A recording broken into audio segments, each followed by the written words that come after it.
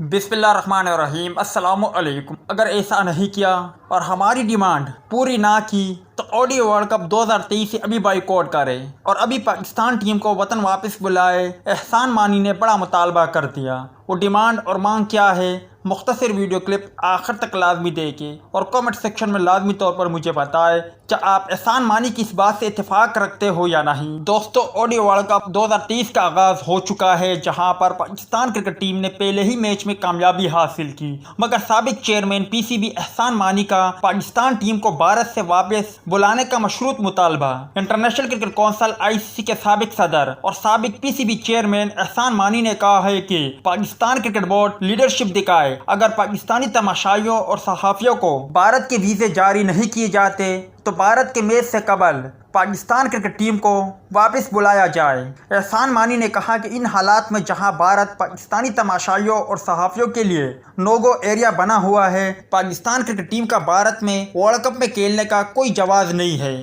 PCB इस बारे में फैसला करे और भारतीय साजिश का बांदा फोड़ा जाए। अब आप भाई मुझे बताएं, एहसान मानी ने जो कहा क्या आप इनसे इत्तेफाक रखते हो?